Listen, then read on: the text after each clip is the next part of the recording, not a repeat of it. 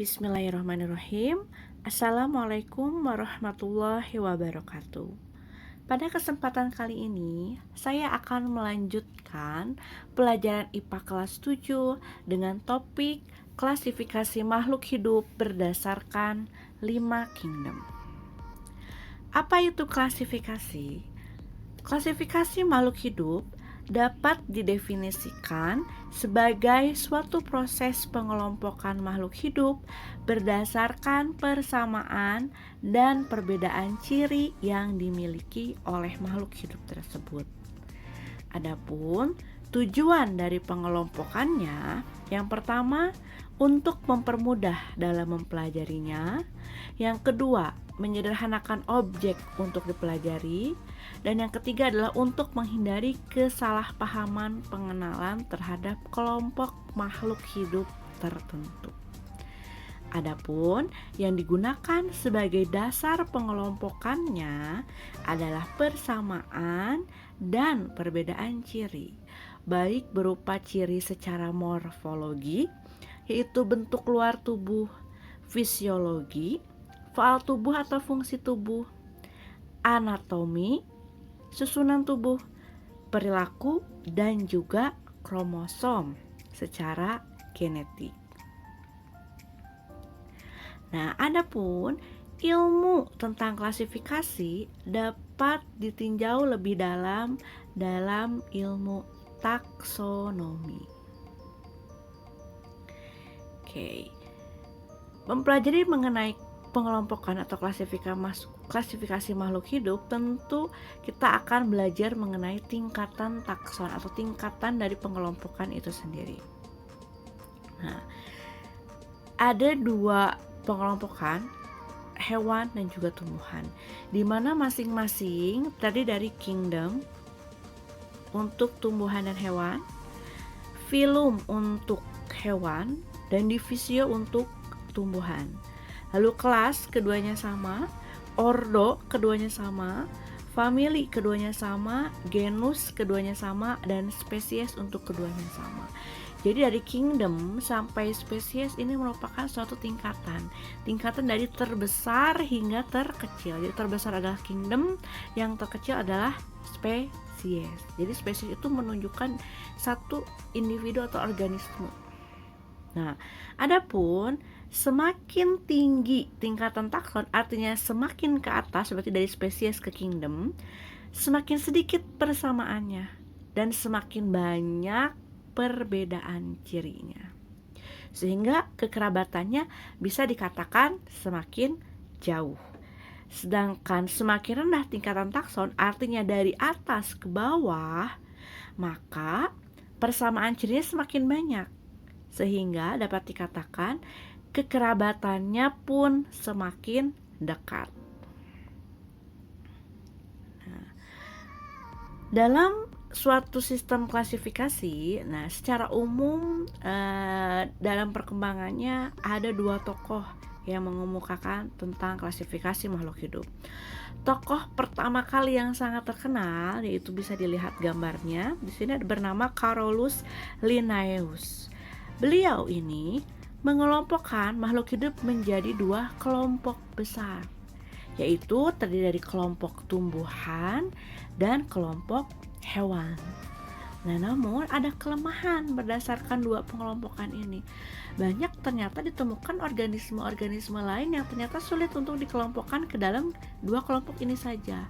Maka dari itu dikembangkanlah oleh R.H. Whittaker yang asalnya dua kelompok besar dikelompokkan menjadi 5 kelompok besar. 5 kelompok besar inilah yang digunakan hingga saat ini, di mana 5 kelompok besar ini disebut dengan sistem klasifikasi 5 kingdom, yang terdiri dari pertama kingdom Monera, kedua kingdom Protista, ketiga kingdom Fungi, keempat kingdom Plantae, dan kelima kingdom Animalia. Kali ini kita akan membahas satu persatu dari setiap kingdom ini. Kita mulai dari Monera terlebih dahulu. Jadi ini berurutan dari yang paling primitif sampai ke yang modern. Nah, Kingdom Monera memiliki ciri-ciri. Yang pertama, prokaryotik. Apa itu prokaryotik? Nah, prokaryotik berarti selnya itu tidak punya membran inti. Jadi dalam sel itu ada yang namanya inti sel.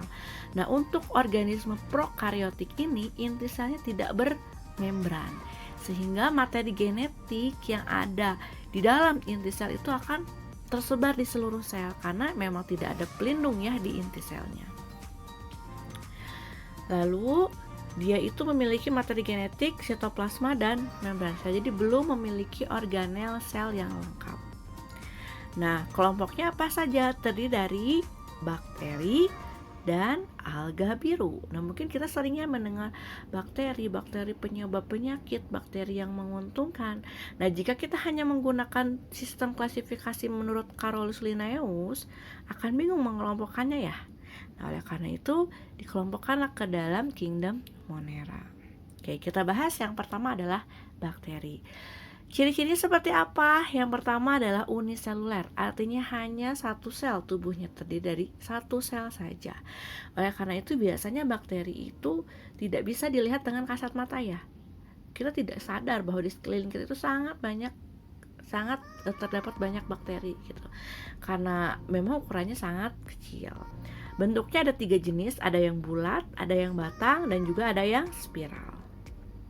Cara hidupnya seperti apa? Cara hidupnya bisa autotrof, bisa heterotrof. Autotrof berarti dengan membuat makanan sendiri melalui fotosintesis, dan heterotrof berarti tidak bisa membuat makanan sendiri. Jadi bisa parasit atau saprofit. Lalu reproduksi seperti apa? Bakteri ternyata bereproduksi. Reproduksinya bisa secara aseksual atau paraseksual. Oke. Bakteri ternyata memiliki 2 peranan, ada yang menguntungkan, ada yang merugikan. Di sini saya akan cantumkan sedikit contoh bakteri yang menguntungkan terlebih dahulu. Nah, ada yang fungsinya untuk pembusukan, ada untuk membuat nata de coco, ada untuk membuat yogurt, ada untuk membuat antibiotik. Dan yang peran merugikan, nah, ada yang menyebabkan penyakit kolera, penyakit sifilis, penyakit antraks, dan juga tetanus. Ini hanya sebagian kecil saja dari peran menguntungkan dan merugikan. Siapa nih bakteri yang berperan? Kita lihat gambarnya satu persatu. Nomor 1, pembusukan ternyata diperankan oleh Escherichia coli. Gambarnya seperti itu, berarti masuk ke dalam bentuk yang batang. Kemudian pembuatan nata de coco, Acetobacter psilinum, sama bentuknya batang. Kemudian untuk membuat yogurt, ini sangat terkenal sekali. Bakteri yang berperannya adalah Lactobacillus bulgaricus. Kemudian penghasil antibiotika ini kebetulan banyaknya yang batangnya, ini nih satu-satunya yang bulat. Namanya Streptomyces griseus. Nah, ini yang menguntungkan. Lalu yang merugikan tadi penyebab kolera, Vibrio cholera. Bentuknya apa? Bentuknya ini yang spiral, yang beda dari yang lain. Kemudian ada Treponema pallidum, penyebab penyakit sifilis atau raja singa. Ini sangat terlihat sekali ya, bentuknya spiral. Kemudian Bacillus anthracis, penyebab penyakit antraks, yaitu penyakit kuku dan mulut pada hewan ternak. Lalu penyebab penyakit tetanus yaitu Clostridium tetani. Nah, ini sebagian kecil dari bakteri. Kemudian alga biru. Alga biru, kenapa disebut alga biru? Karena memang sebenarnya dia itu punya pigmen warna hijau sebenarnya, tapi hijau kebiru-biruan atau cyan. Nah, makanya disebut dengan cyanobactery. Hidupnya biasanya di tanah, di batu, di kulit kayu, di air tawar, dan juga di laut. Tubuhnya sama, uniseluler. Nah, ada yang bentuknya benang, ada yang berupa koloni, dan ada juga yang soliter. Koloni itu berkelompok, soliter itu hidup sendiri. Berklorofil, otomatis dia autotrof, berkembang biaknya dengan cara membelah diri, spora, dan juga fragmentasi atau memutuskan salah satu bagian tubuh, kemudian bagian tubuh yang putus itu akan menghasilkan organisme baru. Manfaatnya untuk apa? Nah, biasanya ini ditemukan sebagai fitoplankton di laut atau di air. Dia juga bisa mengikat nitrogen. Contohnya terjadi pada nostoc dan anabaena. Nitrogen itu digunakan untuk menyuburkan tanah. Kemudian bisa dipakai sebagai bahan makanan, yaitu protein sel tunggal, seringnya kita dengar spirulina. Kemudian sebagai vegetasi perintis. Perintis itu artinya apa? Artinya awal. Jadi ketika misalnya terjadi kehancuran dalam suatu ekosistem, nah yang akan pertama muncul adalah golongan alga biru. Karena mereka perannya sebagai produsen dan hidupnya secara sederhana sekali gitu ya. Jadi satu sel dia sudah bisa membuat makanan sendiri. Dan yang terakhir adalah membantu pelapukan. Nah, di sini ada beberapa contoh dari kelompok cyanobacteria atau alga biru, Nostoc dan Anabaena. Nostoc bisa dilihat pada nomor 9, kemudian Anabaena nomor 10. Jadi hampir mirip ya Anabaena dengan Nostoc. Oke, kita lanjut ke kingdom yang kedua, yaitu Protista. Nah, bagaimana cirinya? Jika tadi Monera itu prokariot, dari Protista sampai dengan Animalia semuanya eukariot. Artinya kebalikan dari prokariot, yaitu inti selnya memiliki membran atau pelindung. Kemudian Protista di sini autotrof, tapi sebenarnya ada yang heterotrof juga. Lalu habitatnya ada di air, di tempat lembab, atau juga dia parasit. Nah, Protista itu sebenarnya dibagi menjadi 3 ya. Ada protista mirip tumbuhan yang kita sebut dengan alga atau ganggang, protista mirip hewan yang kita sebut dengan protozoa, dan protista mirip jamur. Di sini kita bahas hanya 2 saja ya, yang alga dan yang protozoa.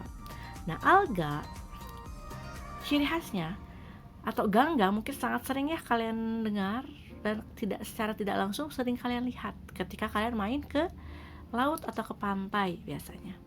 Nah, ciri khasnya mereka itu memiliki pigmen warna yang berbeda-beda. Ada yang punya pigmen warna hijau, ada yang punya pigmen warna coklat, ada yang punya pigmen warna merah, dan ada juga yang mempunyai pigmen warna emas. Peranannya untuk apa? Peranannya juga banyak. Ada yang sebagai protein sel tunggal atau pengganti bahan makanan protein, yaitu pada golongan chlorophyta. Nah, istilahnya namanya aja chlorophyta, klorofil. Ingat aja klorofil berwarna hijau, berarti dia adalah ganggang hijau. Kemudian ada juga yang berfungsi untuk bahan pengental. Pengental buat makanan, pengental buat kosmetik, pokoknya bahan pengental di pabrik-pabrik ya, atau di industri-industri. Nah, ini biasanya diambil dari ganggang Phaeophyta. Artinya apa? Phaeophyta itu adalah ganggang coklat. Kemudian bahan baku agar-agar. Agar-agar yang sering kita makan ya sehari-hari ternyata diambil dari ganggang. Ganggang yang berperannya itu adalah ganggang merah atau Rhodophyta. Kemudian ada juga sebagai bahan peledak. Nah, ini termasuk pada golongan Chrysophyta atau ganggang emas. Di sini ada gambarnya. Ini berwarna apa? Berwarna coklat. Artinya berarti ini masuk ke Phaeophyta. Kemudian ada yang berwarna merah. Gelidium, Chondrus, Plumaria, Rhodymia. Nah, ini berarti Rhodophyta. Ada yang berwarna hijau. Wah, ini sudah jelas dia adalah Chlorophyta. Nah, bentuknya macam-macam ya. Ada yang tubuhnya itu uniseluler, ada juga yang multiseluler. Kemudian yang terakhir ini adalah ganggang emas, warnanya lebih ke emasan. Nah, ingat ini, ganggang emas disebut juga dengan diatom. Ingat aja diatom, atom. Nah, berarti ingat ke bahan peledak. Artinya bahan peledak biasanya menggunakan atau memanfaatkan ganggang keemasan atau Chrysophyta. Lalu yang kedua ada protozoa. Ini masih golongan dari Protista. Kalau yang tadi mirip tumbuhan, jadi alga itu bentuknya mirip tumbuhan ya, tapi jangan dikatakan tumbuhan karena dia cirinya tidak masuk ke tumbuhan, masuknya ke Protista. Nah, sekarang protozoa, ingatnya zoa, zu berarti ingat ke hewan, berarti mirip dengan hewan. Apa yang membedakannya? Dia itu punya alat gerak dan bersifat heterotrof. Heterotrof itu artinya tidak dapat membuat makanan sendiri. Nah, protozoa sendiri dibagi menjadi 4 kelas. Yang pertama adalah rhizopoda. Artinya apa? Bergerak dengan kaki semu. Ingat aja, pokoknya kalau yang protozoa karena hewan atau mirip hewan, mereka itu punya alat gerak. Nah, kaki semu ini disebut dengan pseudopodia. Contohnya adalah amuba. Nah, sering banget kan ya dari SD juga amuba yang bentuknya nggak jelas, yang reproduksi dengan membelah diri. Lalu yang kedua ada kelas ciliata. Nah, yang ini bergerak dengan rambut getar atau istilahnya adalah cilia. Contohnya adalah paramecium. Gambarnya seperti ini. Kemudian ada flagellata, bergerak dengan bulu cambuk atau flagel. Contohnya ada Euglena atau Trypanosoma. Nah, di sini ada gambar Euglena. Lalu yang terakhir adalah kelas Sporozoa. Nah, ini berbeda dari 3 kelompok sebelumnya. Sporozoa ini tidak punya alat gerak khusus. Contohnya adalah Plasmodium, penyebab penyakit malaria. Nah, ini gambarnya ya, Plasmodium yang ada pada darah manusia, sel darah merah manusia. Sekarang kita lanjut ke fungi. Nah, kalau fungi ini terkenal dengan kelompok jamur-jamuran. Cirinya berarti sama eukariot, karena tadi ya dari protista sampai animalia eukariot, hanya Monera saja yang prokariot. Tubuhnya ada yang uniseluler, ada juga yang multiseluler, ada yang bersel satu, ada juga yang bersel banyak. Punya dinding sel, tubuhnya berupa talus, artinya belum memiliki akar, batang, dan daun yang sejati. Lalu tubuhnya tersusun dari apa dong kalau tidak ada akar, batang, daun? Tubuhnya itu tersusun dari hifa atau benang, yang si benang ini terjalin membentuk suatu substansi yang bernama miselium, dan habitatnya di tempat lembab. Kalau sekilas jamur itu mirip tumbuhan ya. Lalu kenapa tidak digolongkan tumbuhan? Karena lihat di ciri-cirinya. Dia itu kalau tubuh sekilasnya mirip tumbuhan, tapi lihat cara hidupnya dia itu heterotrof. Heterotrof itu artinya apa? Dia tidak bisa berfotosintesis. Sedangkan ciri utama dari tumbuhan itu harus bisa fotosintesis gitu. Tapi dia punya dinding sel. Dinding sel di sini adalah ciri dari tumbuhan. Makanya agar tidak membingungkan, maka fungi atau jamur dikelompokkan pada kingdom sendiri, yaitu kingdom fungi.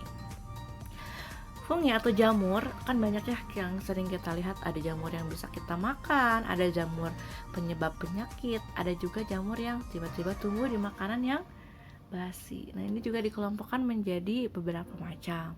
Yang pertama ada golongan Zygomicota. Contohnya ada Rhizopus oryzae, yaitu jamur yang berfungsi untuk membuat tempe. Jadi tempe itu butuh jamur. Jamurnya bernama Rhizopus oryzae.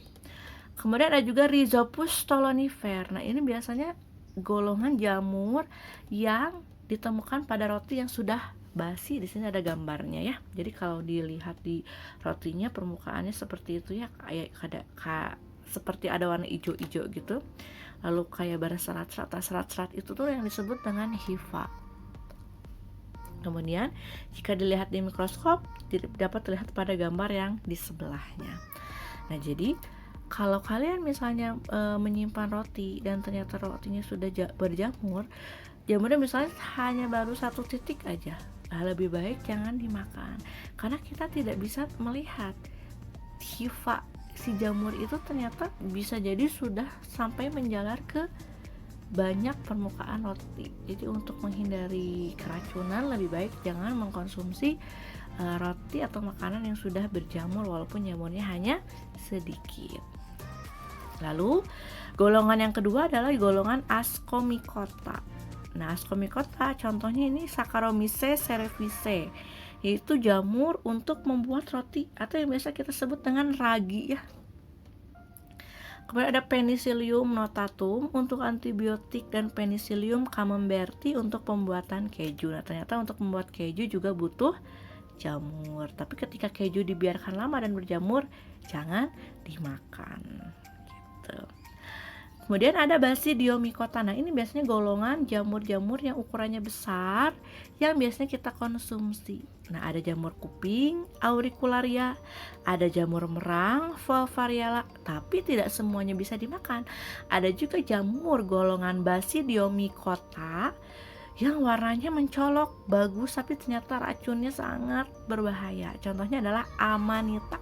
Gambarnya ada di samping ini yang berwarna merah, atau biasa disebut juga jamur Mario Bros ya, karena tudungnya berwarna merah. Dan biasanya untuk membedakan jamur mana yang beracun dan tidak beracun bisa dilihat dari warna. Semakin mencolok warnanya, artinya jamur itu semakin beracun. Atau ada juga yang warnanya tidak mencolok nih, coklat misalnya atau putih, tapi ternyata dia beracun. Bisa dilihat dari sekitar bawah tudung. Jika ada suatu struktur yang membentuk cincin, nah itu artinya jamur tersebut beracun. Jadi kalau misalnya menemukan jamur yang ada cincinnya, ada seperti cincin di hutan, itu jangan dikonsumsi ya.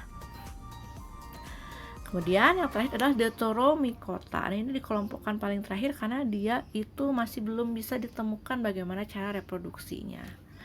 Nah, contohnya adalah Candida albicans atau jamur penyebab keputihan. Artinya ini jamur yang parasitnya dan menyebabkan penyakit. Oke, sekarang kita lanjut ke golongan atau ke kingdom yang keempat, yaitu Plantae atau tumbuhan. Ciri umumnya, tumbuhan pasti dia bisa berfotosintesis, multiseluler, dan memiliki dinding sel. Nah, jika kita kelompokkan, golongan tumbuhan itu ternyata sangat banyak. Nah, kita bagi menjadi dua secara umum. Ada tumbuhan yang tidak berpembuluh. Tidak berpembuluh itu artinya apa? Dia tidak punya xilem dan phloem. Sedangkan yang berpembuluh, dia punya xilem dan phloem. Tumbuhan yang tidak berpembuluh kita sebut dengan Talophyta. Nah, kenapa? Karena biasanya dia itu tubuhnya masih berupa talus, jadi masih belum bisa dibedakan mana akar, batang, dan daun. Nah, golongan Talophyta atau yang tidak berpembuluh ini ada pada lumut, atau bahasa latinnya adalah Bryophyta. Kalian pasti udah sering ya ngelihat lumut, ternyata lumut itu tergolong pada tumbuhan yang tidak berpembuluh. Sedangkan tumbuhan yang berpembuluh dibagi menjadi dua golongan besar. Ada paku atau Pteridophyta, dan ada juga tumbuhan berbiji. Nah, paku yang sering kita lihat bukan paku yang bahan bangunan ya, tapi tumbuhan paku. Jadi dia masuk ke Plantae. Lalu tumbuhan biji itu ternyata masih banyak juga. Kita kelompokkan jadi dua kelompok besar, ada yang berbiji terbuka atau gymnosperme, dan ada tumbuhan berbiji tertutup atau angiosperme. Nah, sebenarnya tumbuhan berbiji tertutup ini bisa digolongkan lagi, ada dua, ada monokotil dan juga ada yang dikotil. Nah, kita bahas satu persatu dari lumut. Lumut punya ciri-ciri, ukurannya biasanya kecil, struktur tubuhnya itu masih talus ya, belum ada akar, batang, daun, tapi dia punya struktur yang mirip akar yang disebut dengan rhizoid, tapi bukan akar. Jaringan pembuluhnya tidak ada, dan fase hidup dominannya adalah fase gametofit. Artinya apa gametofit itu? Fase ketika dia menghasilkan gamet. Gametnya berupa apa? Berupa archegonium dan antheridium. Archegonium sebagai gamet betina dan antheridium sebagai gamet jantan. Bagaimana membedakannya? Caranya gampang. Ingat aja, yang suka antar siapa kira-kira? Cewek atau cowok? Cowok kan, makanya antheridium adalah penghasil gamet jantan. Nah, struktur tubuhnya seperti ini ya. Meskipun di sini ada tulisan daun, batang, tapi bukan yang sejati gitu ya, karena masih berupa talus.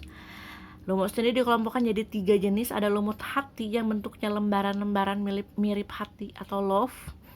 Ada lumut tanduk yang panjang-panjang secara vertikal, dan lumut daun yang bentuknya seperti daun atau seperti karpet kalau biasa kita lihat ya. Kemudian ada paku. Nah, paku ini berarti sudah punya pembuluh ya, berarti ada xilem dan phloem. dan sudah ada akar batang daun yang sejati. Lalu apa bedanya dengan lumut? Di sini adalah fase dominannya. Dominannya adalah sporofit. Nah, kalau kalian ingat atau kalian pernah lihat tumbuhan paku, biasanya di bawah daunnya ada bintik-bintik. Nah, bintik-bintik itu adalah tempat spora atau kotak spora. Makanya dia punya fase dominannya sporofit, karena fase sporofit adalah fase penghasil spora. Nah, ini strukturnya. Jadi sama, tetapi ada antheridium dan archegonium sebagai penghasil gamet. Jadi mereka itu paku dan lumut punya dua fase hidup, sporofit dan gametofit. Dua-duanya mengalami, tapi yang dominannya yang mana nih yang membedakannya gitu. Oke, pengelompokannya ada paku purba atau silopsida. Di sini ada paku telanjang ya, jadi tidak ada daunnya. Lalu paku kawat atau likopsida, jadi dia bentuknya seperti kawat. Kemudian paku ekor kuda, ini sering ada jadi tumbuhan ya. Kalau kalian mungkin ngelihatnya kayak tumbuhan bambu nih buat hiasan, padahal itu adalah tumbuhan paku. Kemudian ada paku sejati atau pteropsida, yaitu paku yang mirip banget tumbuhan pada umumnya kayak pakis saji. Pakis saji bukan masuk pakis, kayak pakis maksudnya. Oke, sekarang kita masuk ke tumbuhan biji. Nah, tumbuhan biji ada dua kan tadi, ada yang gimnos, ada yang angios. Gimnos itu yang biji terbuka. Cara ngapainnya gimana? Gimnos itu biasanya tidak punya bunga, punyanya adalah strobilus. Sedangkan yang angiosperme itu pasti dia punya bunga. Nah, yang membedakannya juga dari pembuahannya ganda dan pembuahannya tunggal. Yang gimnos tunggal, yang angios itu ganda. Dan yang angios itu dibagi dua ya, ada yang monokotil, ada yang dikotil. Ini pasti sudah sering dibahas dari zaman SD ya, perbedaan monokotil dan dikotil. Dilihat dari tulang daun, dilihat dari batang, dilihat dari bunga, dan juga dilihat dari akar. Monokotil, keping bijinya satu, tulang daunnya biasanya sejajar atau melengkung, batangnya biasanya dengan berkas pembuluh tersebar dan tidak memiliki kambium. Bunganya itu biasanya memiliki perhiasan yang jumlahnya 3 atau kelipatannya, dan sistem perakarannya adalah akar serabut. Sedangkan yang dikotil, keping bijinya ada 2, biasanya tulang daunnya menyirip atau menjadi seperti daun singkong ya yang gampangnya. Kemudian batangnya memiliki berkas pengangkut yang tersusun rapi dan berkambium, makanya biasanya tumbuhan dikotil ukurannya gede-gede karena dia punya kambium di batangnya. Lalu dia punya bunga dengan perhiasannya terdiri dari 2, 4, 5 atau kelipatannya. Dan akarnya adalah akar tunggang. Nah, di sini tugas kalian ya, tugasnya adalah, tugas yang pertama, coba cari contoh masing-masing 5 contoh tumbuhan dikotil dan monokotil. Jadi monokotil 5 dan dikotil 5. Nama tumbuhannya ya, dan sebutkan alasan. Misalnya apa? Misalnya kasih contoh dulu padi deh. Padi masuknya tumbuhan apa? Misalnya monokotil. Alasannya apa? Oh, dilihat dari kepingnya 1, tulang daunnya sejajar gitu ya. Batangnya tidak berkambium gitu ya. Jadi disertai dengan bukti-bukti yang bisa diamat. Oke, dikerjakan ya. Tugas yang pertama. Sekarang kita lanjut ke animalia. Nah, animalia cukup banyak. Jadi animalia ini yang paling berbeda animal termasuk kita. Cirinya apa? Dia itu heterotrof dan dia bisa bergerak aktif, dan semuanya multiseluler, tidak ada yang uniseluler. Animalia atau hewan secara umum dibagi menjadi 2 ya. Ada yang avertebrata atau tidak bertulang belakang, ada yang vertebrata atau bertulang belakang. Kita bahas avertebrata satu persatu. Avertebrata terdiri dari 1 golongan porifera, yaitu hewan berpori. Contohnya spons yang ada di laut, atau kalau di film SpongeBob yang masuk porifera itu si SpongeBobnya sendiri ya. Kemudian ada yang kedua adalah solenterata atau hewan berongga. Nah, contoh yang gampangnya adalah golongan ubur-ubur. Nah, ini juga ada ya di film SpongeBob ya, si ubur-ubur yang suka ditangkap sama SpongeBob dan Patrick. Kemudian yang ketiga adalah platyhelminth test. Nah, ini masuk ke, kalau ada tes, ini masuknya ke cacing. Nah, platy ingatnya apa? Flat. Flat artinya pipih atau tipis, berarti masuknya ke cacing pipih. Contoh yang terkenalnya adalah planaria, yang ketika dipotong bagian kepala, badan, ekor, misalnya 3 bagian masing-masing, nanti bagian yang dipotong akan tumbuh lagi. Yaitu yang ciri khususnya dia punya daya regenerasi yang tinggi ya. Kemudian nemathelminth test atau cacing gilig. Gilig itu artinya apa? Gilig itu seperti tabung atau seperti silinder tapi ujungnya runcing. Contohnya cacing perut yang bikin yang di iklan Kombantrin itu ya. Atau contoh lainnya dari cacing gilig, cacing tambang yang biasanya masuk ke kulit ya kalau berada di daerah pertambangan ya, kalau misalnya tidak mengenakan alas kaki. Kemudian ada Annelida atau cacing bersegmen yang biasanya ditemukan pada kelompok cacing tanah.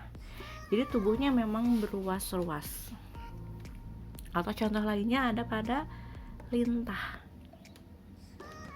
Kemudian filum selanjutnya atau kelompok selanjutnya adalah moluska. Moluska adalah golongan hewan yang bertubuh lunak. Contohnya apa? Contohnya ada siput, ada cumi-cumi, ada gurita, pokoknya semua yang bertubuh lunak. Kerang misalnya, walaupun ada cangkangnya tapi dalamnya itu lunak. Lalu ada arthropoda yang tubuhnya berluas, jadi biasanya terbagi atas kepala, leher, dan badan. Biasanya ada pada serangga, ada pada laba-laba, ada pada kalajengking, ada juga pada udang.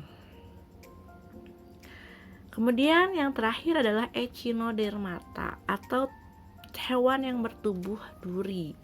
Contoh umumnya biasanya ada pada golongan bintang laut atau bintang ular laut atau juga bulu babi ya, yang biasanya sering ditemukan di laut. Jadi memang kalau misalnya kita perhatikan secara umum, hewan-hewan yang avertebrata ini habitatnya ada di air ya. Oke. Kemudian sekarang yang vertebrata. Vertebrata dibagi menjadi 5 kelas. Ada Pisces, ada amfibi, ada reptil, ada aves, dan ada juga mamalia. Mungkin ini sudah sangat sering dibahas ya waktu kalian SD. Nah, oleh karena itu tugas yang kedua adalah identifikasi ciri dari 5 kelompok vertebrata yang tadi disebutkan, minimal 3 ciri. Jadi kalian cari ciri dari Pisces 3 ciri minimal, dari amfibi 3 ciri, dan sampai ke mamalia. Kemudian setelah mengidentifikasi ciri, cari contohnya masing-masing 2 hewan dari setiap kelompok Pisces, amfibi, reptil, aves, dan mamalia. Oke, cukup sekian materi mengenai klasifikasi makhluk hidup. Sampai bertemu di materi selanjutnya. Terima kasih.